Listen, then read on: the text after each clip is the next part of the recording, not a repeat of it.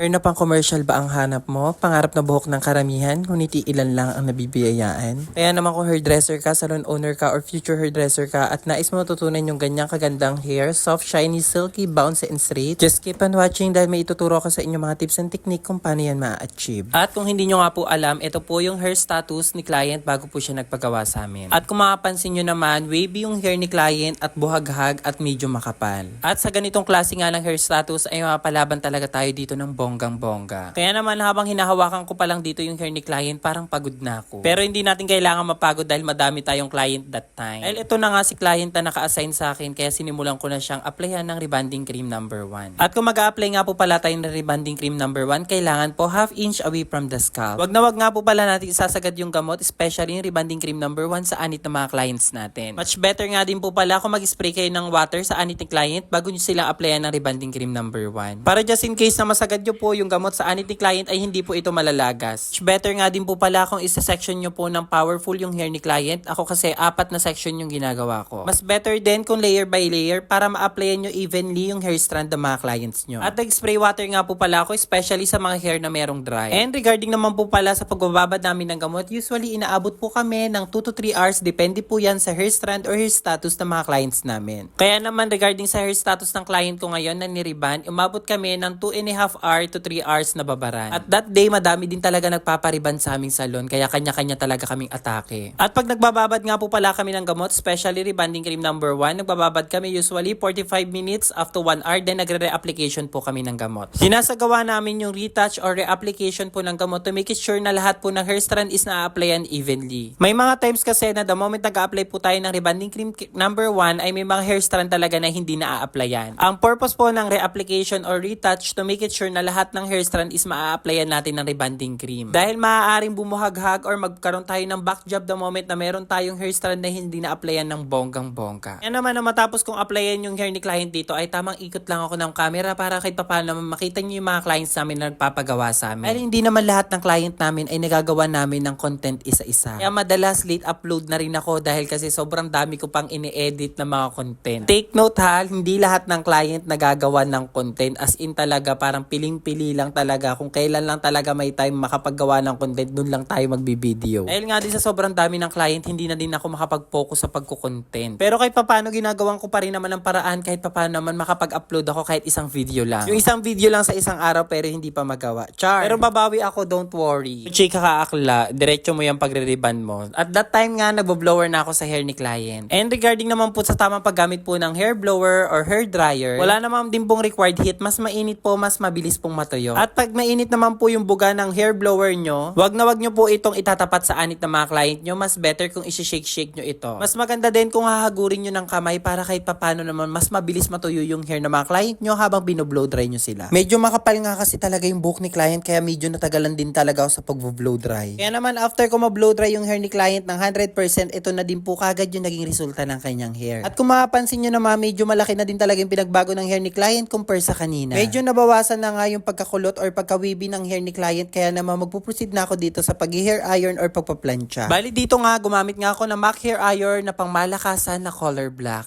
Maganda kasi itong gamitin especially sa mga kulot or kinky na buhok or sa mga makakapal na hair strand. Trusted talaga ako sa MAC hair iron kahit hindi ito bayad. Basta as a hairdresser or salon owner, highly recommended ko yung product na to kasi ito talaga yung ginagamit namin. At after ko nga ma-hair iron ng 100% ang hair ni client, ito na din kagad yung naging resulta. Kitang-kita nyo naman plakadong-plakado at super shiny at bouncy na. After pa lang po yan ng rebonding cream number 1 pero ito na kagad yung naging resulta ng hair ni client. Sobrang layo na talaga compare sa kanina. Kaya naman after nya, nag-proceed naman ako sa pag-apply po ng pinakapammalakasan nating product which is ito ang ating miracle treatment. Which is ito po yung dahilan kung bakit sobrang dami naming client everyday at the same time kung bakit sobrang daming hairdresser ang natutulungan. At regarding nga po pala sa tamang paggamit po ng miracle treatment, kailangan nasa open space or open area po kayo. Bawal na bawal po siyang gamitin sa closed door or sa indoor. Mas maganda kung sa open space or open area at tatapatan natin ng electric fan si client. At ang miracle treatment nga po pala ay binababad po siya usually